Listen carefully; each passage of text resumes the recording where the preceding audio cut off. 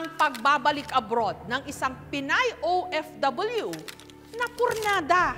Ang kanya kasing passport at boarding pass, pinunit ba naman ang kanyang mister? Bakit kaya sa ganito humantong ang kanilang away?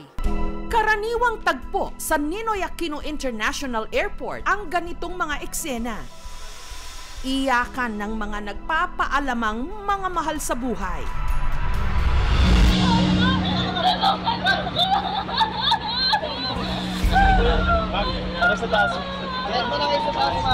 Pero ang iyak na umatungal sa departure area ng NAIA Terminal 1 nito lang Miyerkules.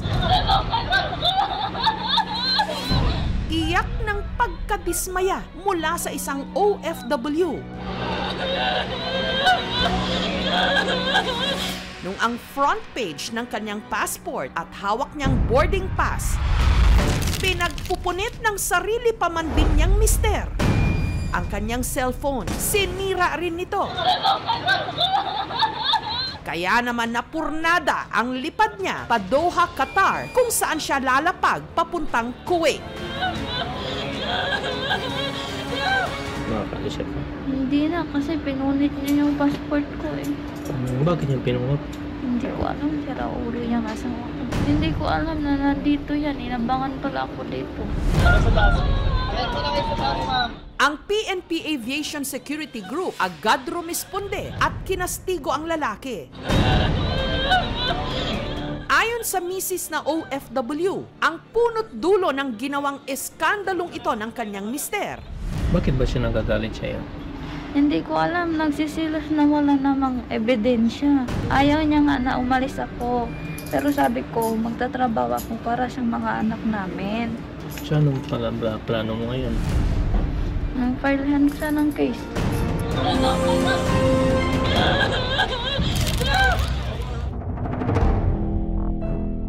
Taga-Capiz sa Visayas ang mag-asawang Alfred, hindi niya tunay na pangalan. At ang kanyang misis na tawagin na lang natin si Abby. Dahil hirap sa buhay, taong 2016, nagpa siya si Abby na mamasukan bilang domestic helper sa Kuwait. Ang tatlo nilang mga anak na iwan sa poder ng ate Nora ni Abby. Hindi rin ito tunay na pangalan. Nag-asawa siya ng maga. Ayaw po namin kasi minor de edad pa po siya noon. Inayagan na lang po namin kasi gusto namin maging masaya rin siya.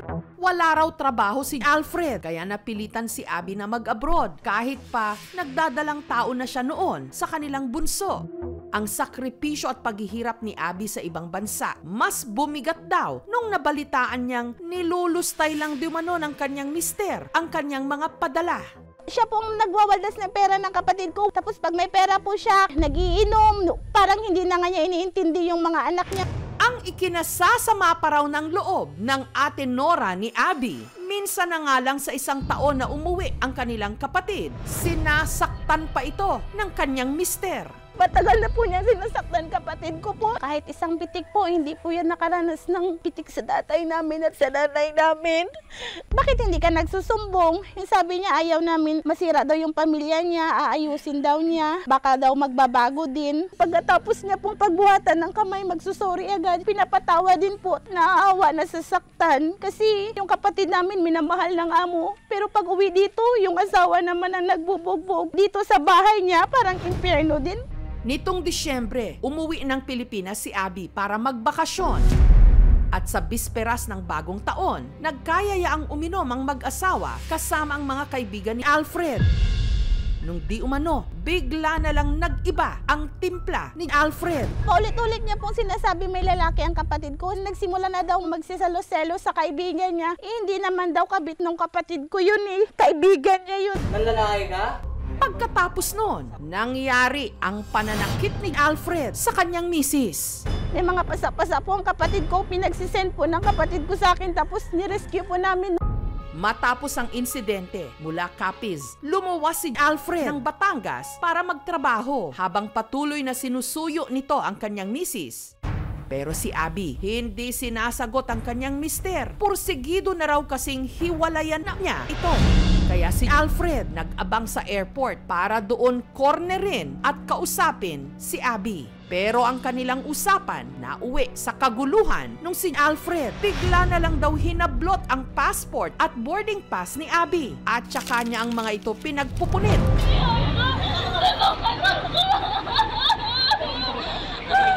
Ma'am, ano sa taas?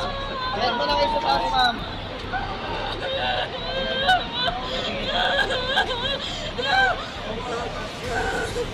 Yes. Tulog ka na lang sa kanila, madam.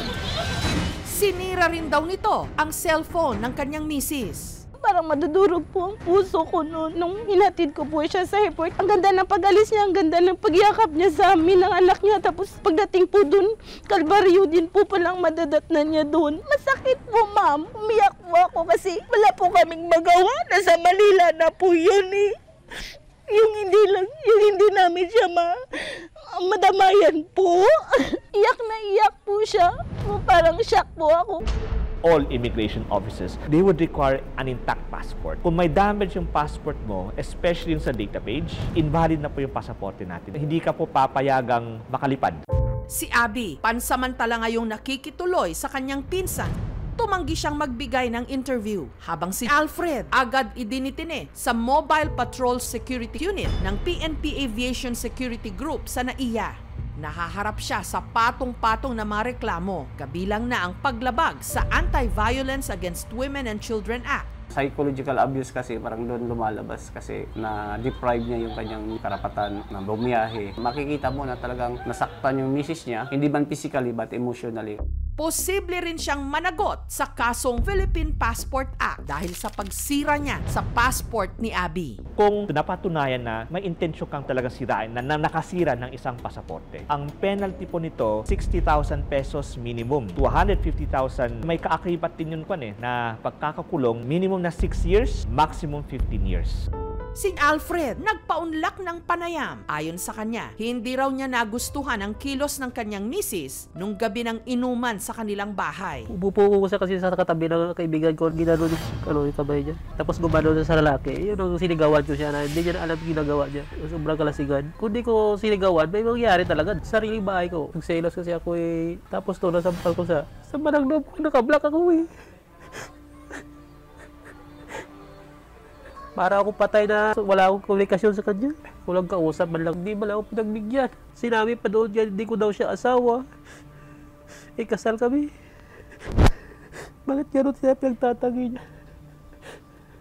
Tinig na kasi sa passport, single yung dinadala niya. Nung masakit na kasi sa akin, narinig ko sa lugar nila, binugbog ko raw eh. Hindi ko naman yung ginagawa. Sabihin mo na bagapon na tatapiran niya, winawan na siya.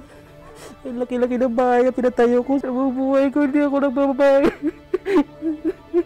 Gusto ko makasama muna siya bago umalis ulit. Ayaw sa akin magkausap. Kaya isipan ko punitin, ma'am, para hindi makaalis. Nabigla ako kasi ako si ma'am. Hindi lang siya nanakit. Wala siya ng problema. Ayaw ko na nga tumira doon kasi binububog niya ako. Antayin ko, papatayin pa niya ako. Tapos may nagkakalat nila doon na may lalaki daw ako eh. Wala naman. Paano pa ako makagawa ng panlalaki eh? Kulang na nga ako sa trabaho ko sa ibang bansa. Tapos isyuhan pa nila ako ng ganyan. Kahit buntis ako doon sa ibang bansa, nagtrabaho ako.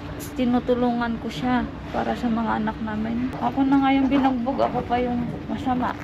Samantala, para maayos ang mga dokumento ni Abby, ang Department of Foreign Affairs, Considering sa nangyari at alam namin urgent, pwede namin po siya matulungan para ma-issuean po yung passport niya at as soon as possible time. ang pinoproblema ngayon ni Abby, pambayad ng rebooking ng kanyang tiket. Sana matulungan siya, matuloy ang kanyang lakat doon sa abroad. Malaking trauma yan. Kahit sino, ang kababaihan ay may karapatan magtrabaho. Pantay-pantay ang babae at lalaki. Hindi nakabata yung buhay natin sa asawa natin. Kadalasan ang hidwaan o conflict sa isang couple o mag-asawa ay nagsisimula sa maliliit na bagay at naiipon-ipon through the years. Ang danger dito, pag inipon natin yung sama ng loob natin, darating sa punto na hindi na talaga kayang hawakan, sumasabog na. Ang susi dito ay talagang magkaroon ng pagkakataon mapag-usapan. Ang dami-dami sa mga kababayan natin talaga mga OFW. No? Panataliin ang komunikasyon habang nandun sa ibang bansa. Ang importante, maglaan kayo ng oras para alam mo, importante ka sa akin eh. bibigyan kita ng oras. Yung komunikasyon, isang kasangkapan to para mapatibay yung koneksyon ng mag-asawa. Para mapatawad niya ako, ma'am. Hindi ko gusto makulong, ma'am. Kung yun ang gusto niya, tatanggapin ko. Basta't mapatawad niya ako sa ginawa ko sa kanya, ma'am. Gusto ko po hindi siya makalabas kasi pag nakalabas siya, hindi namin alam baka mapatay pa niya kapatid ko. Selos at hindi pagkakaunawaan ang ilan lang sa mga anay ng relasyon. Hindi lang nito kayang bumura ng respeto at pagmamahal. Kaya rin nitong pumunit at sumira ng mga pangarap.